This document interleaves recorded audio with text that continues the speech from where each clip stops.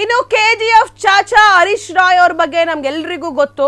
ಈಗ ಅವರು ಕ್ಯಾನ್ಸರ್ ಸಮಸ್ಯೆಯಿಂದ ನರಳುತ್ತಿದ್ದಾರೆ. ಇನ್ನು ಹರೀಶ್ ರಾಯ್ ಅವರು ಚಿತ್ರರಂಗಕ್ಕೆ ಬರೋದಕ್ಕಿಂತ ಮುಂಚೆ ಜೈಲಿನಲ್ಲಿದ್ರು. ಇದ್ರ ಬಗ್ಗೆ ನಿಮ್ಗೆ ಗೊತ್ತಾ? ಅವ್ರಿಗೂ ಕೂಡ ಜೀವಾವಧಿ ಶಿಕ್ಷೆಯಾಗಿತ್ತು. ನಟ ಹರೀಶ್ ರಾಯ್ ಮೇಲೂ ಕೊಲೆ ಕೇಸ್ ಇತ್ತು. ಅದರಿಂದ ಅವರು ಹೇಗೆ ಬಚಾವಾದ್ರು? ಈಗ ತೂಗುದೀಪ್ ದರ್ಶನ್ ಮೇಲೂ ಕೊಲೆ ಕೇಸ್ ಇದೆ. ನಟ ಹರೀಶ್ ರಾಯ್ ಮೇಲಿದ್ದ ಕೊಲೆ ಕೇಸ್ ಯಾವುದು? ಯಾವಾಗ ಅವ್ರ ಮೇಲೆ ಕೊಲೆ ಕೇಸ್ ಆಗಿತ್ತು? ಆ ಕೊಲೆ ಕೇಸ್ನಿಂದ ಹರೀಶ್ ರಾಯ್ ಅವರು ಹೇಗೆ ಬಚಾವಾಗಿದ್ರು? ಓಂ ಸಿನಿಮಾದ ಖಳನಟ ಹರೀಶ್ ರಾಯ್ ಅವರು ಸಿಕ್ಕಾಪಟ್ಟೆ ಫೇಮಸ್ ಮೊದಲಿನಿಂದಲೂ. ಈಗ KGF ಸಿನಿಮಾದಲ್ಲಿ ಚಾಚಾ ಪಾತ್ರದಲ್ಲಿ ಹರೀಶ್ ರಾಯ್ ಅವರು ನಟನೆ ಮಾಡಿದ್ರು. ಈಗ ಅವರು ಚಾಚಾ ಅಂತಾನೆ ಕೂಡ ಫೇಮಸ್ಸು. ಮಂಗಳೂರು ಮೂಲದ ಹರೀಶ್ ರಾಯ್ ಅವರು ಈ ಹಿಂದೆ ಒಂದು ಪ್ರಕರಣದಲ್ಲಿ ಸಿಗಾಕೊಂಡಿದ್ರು. ಅಂದ್ರೆ 22 ವರ್ಷಗಳ ಹಿಂದೆ ಒಂದು ಕೇಸ್ನಲ್ಲಿ ಸಿಲುಕಿಕೊಂಡಿದ್ರು ಹರೀಶ್ ರಾಯ್ ಅವರು. 1992 ನವೆಂಬರ್ 13ರಂದು ಜಯರಾಮ್ ಅವರ ಕೊಲೆ ಕೇಸ್ನಲ್ಲಿ ಸಿಗಾಕೊಂಡಿದ್ರು. ಆ ಕೊಲೆ ಕೇಸ್ನಲ್ಲಿ ಹರೀಶ್ ರಾಯ್ ಲಾಕ್ ಕೂಡ ಆಗಿದ್ರು. 10 ವರ್ಷ ಶಿಕ್ಷೆಗೆ ಗುರಿ ಕೂಡ ಆಗಿದ್ರು. ಹಾಗೆ ಪರಪ್ಪನ ಅಗ್ರಹಾರ ಜೈಲಿಗೂ ಕೂಡ ಸೇರಿದ್ರು. ಈಗೇನು ದರ್ಶನ್ ಅವರ ಮೇಲೆ 302 ಕೇಸ್ ಆಗಿದೆ. ಹರೀಶ್ ರಾಯ್ ಅವರು ಕೂಡ 302 ನಲ್ಲಿ ಫಿಕ್ಸ್ ಆಗಿದ್ರು. ಉಡುಪಿ ಜಿಲ್ಲಾ ಸ್ಟೇಷನ್ ಕೋರ್ಟ್ ರಾಯ್ ಅವ್ರನ್ನ ಕರೆದುಕೊಂಡು ಹೋಗಿತ್ತು. ನಂತರ ಹೈಕೋರ್ಟ್ ಮೊರೆ ಹೋಗಿ ಕೇಸನ್ನ ಗೆದ್ಕೊಂಡು ಬಂದ್ರು ಹರೀಶ್ ರಾಯ್ ಅವರು. ಈಗ ದರ್ಶನ್ ಕೂಡ ಕೊಲೆ ಕೇಸ್ನಲ್ಲಿ ಜೈಲಲ್ಲಿದ್ದಾರೆ. ಟ್ರಯಲ್ ಮುಗಿದ ಮೇಲೆ ಕೊಲೆ ಕೇಸ್ನಿಂದ ದರ್ಶನ್ ಅವರು ಬಚಾವಾಗ್ತಾರಾ? ಹರೀಶ್ ರಾಯ್ ತರಾನೇ ನಟ ದರ್ಶನ್ ಅವರು ಕೂಡ ಬಚಾವಾಗ್ತಾರಾ? ನೋಡಿ, ಹರೀಶ್ ರಾಯ್ ಅವರು ಸದ್ಯ ಕ್ಯಾನ್ಸರ್ನಿಂದ ಬಳಲ್ತಿದ್ದಾರೆ. ಈಗ ಅವ್ರಿಗೆ ಅಷ್ಟು ಸ್ಯಾಂಡಲ್ವುಡ್ನ ಒಂದಷ್ಟು ನಟ ನಟಿಯರು ಒಂದು ಹೆಲ್ಪನ್ನು ಮಾಡ್ತಾ ಇದ್ದಾರೆ.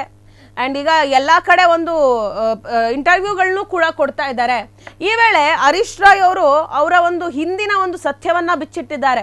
ಅದೇನಂದರೆ, ಅವರು ಚಲನಚಿತ್ರಕ್ಕೆ ಬರೋದಕ್ಕಿಂತ ಮುಂಚೆ 22 ವರ್ಷಗಳ ಹಿಂದೆ ಒಂದು ಕೊಲೆ ಕೇಸ್ನಲ್ಲಿ ಸಿಗಾಕೊಂಡಿದ್ರಂತೆ.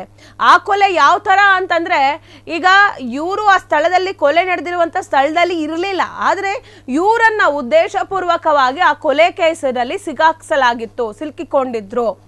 ನಂತರ ಅವ್ರನ್ನೂ ಕೂಡ ಜೈಲಿಗೆ ಹಾಕಿದ್ರು.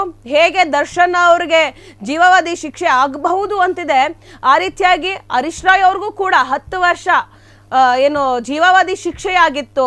ಅದಾದ್ಮೇಲೂ ಕೂಡ ಆ ಕೇಸ್ ಟ್ರಯಲ್ ನಡೀತಾ ಇತ್ತು. ಟ್ರಯಲ್ ನಡೆಯುವ ವೇಳೆ ಅವ್ರಿಗೆ ಸುಪ್ರೀಂ ಕೋರ್ಟ್ನಲ್ಲಿ ಬೇಲ್ ಸಿಕ್ಕಿರುವಂಥದ್ದು. ಒಂದು ಸಲ ನೀವು ಕೇಸನ್ನು ಸೋತಿದ್ದೀರಾ ಅಂತ ಅಂದ್ಬಿಟ್ಟು ಏನು ಚಿತ್ರರಂಗದಲ್ಲಿ ಆಕ್ಟಿವ್ ಆಗಿರಬೇಕಾದ್ರೇನೆ, ಸಾಕಷ್ಟು ಸಿನಿಮಾಗಳಲ್ಲಿ ಅವ್ರು ನಟಿಸ್ತಿರ್ಬೇಕಾದ್ರೇನೆ ಮತ್ತೆ ಜೈಲೊಳಗೆ ಹೋಗಿದ್ರು. ಹೇಗೆ ದರ್ಶನ್ ಅವ್ರು ಹೊರಗೆ ಬಂದರು, ಮತ್ತೆ ಹೇಗೆ ಒಳಗಡೆ ಹೋಗಿದ್ರು, ಇದೇ ರೀತಿಯಾಗಿ ಹರೀಶ್ ರಾಯ್ ಅವರ ಜೀವನದಲ್ಲೂ ಕೂಡ ನಡೆದಿತ್ತು. ಆಗ ಮತ್ತೆ ಒಳಗಡೆ ಹೋಗಿದ್ರಲ್ಲ, ಆಮೇಲೆ ಅವರು ಮತ್ತೆ ಕೇಸನ್ನು ಗೆದ್ದು ಇವರು ಆ ಸ್ಥಳದಲ್ಲಿ ಇರಲಿಲ್ಲ, ಇವ್ರಿಗೂ ಕೊಲೆಗೂ ಸಂಬಂಧ ಇಲ್ಲ ಅಂತ ಹೇಳಿ ಹರೀಶ್ ರಾಯ್ ಅವರನ್ನ ಜೀವಾವಧಿ ಶಿಕ್ಷೆಯಿಂದ ಬಿಡುಗಡೆ ಮಾಡಿದ್ರು. ಈಗ ನಟ ದರ್ಶನ್ ಅವರ ಟ್ರಯಲ್ ಈಗ ನಡೀತಾ ಇದೆ. ಇವರು ಕೂಡ ಹೀಗೆ ಬಚಾವಾಗಬಹುದಾ? ಯಾಕಂದ್ರೆ ದರ್ಶನ್ ಅವರು, ನಾನು ಅವನಿಗೆ ಹೊಡೆದ್ಬಿಟ್ಟು ಬಂದೆ, ಅಲ್ಲಿಂದ ಆಚೆಗೆ ಬಂದೆ, ಅದಾದ್ಮೇಲೆ ಹುಡುಗರು ಈ ಥರ ಮಾಡಿದ್ದಾರೆ, ನಾನು ಅವ್ರನ್ನ ರೇಣುಕಾಸ್ವಾಮಿಯನ್ನ ಕೊಲೆ ಮಾಡಿಲ್ಲ ಅಂತ ಹೇಳಿ ದರ್ಶನ್ ಅವ್ರು ಹೇಳಿದ್ದಾರೆ.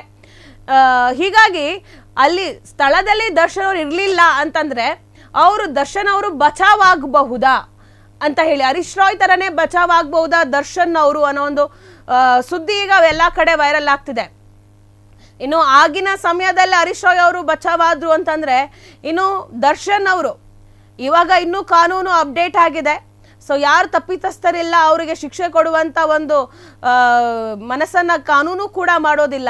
ಹೀಗಾಗಿ ದರ್ಶನ್ ಅವರು ನಾನು ಆ ಸ್ಥಳದಲ್ಲಿ ಇರಲಿಲ್ಲ, ರೇಣುಕಾಸ್ವಾಮಿನ ನಾನು ಕೊಲೆ ಮಾಡಲಿಲ್ಲ, ನಾನು ನನ್ನ ಅಭಿಮಾನಿಗಳಿಗೆ ಯಾರು ಅವರ ಫ್ರೆಂಡ್ಸ್ಗಳಿದ್ರು ಅವ್ರಿಗೆ ಅವನನ್ನ ಕಳಿಸಿ, ಊರಿಗೆ ಕಳಿಸಿ ಅಂತ ನಾನು ಹೇಳಿದ್ದೆ. ಬಟ್ ಅವರು ಅವನಿಗೆ ಹೊಡೆದು ಈ ರೀತಿಯಾಗಿ ಕೊಲೆಯನ್ನ ಮಾಡಿದ್ದಾರೆ ಅಂತ ಹೇಳಿದ್ರು ದರ್ಶನ್ ಅವರು.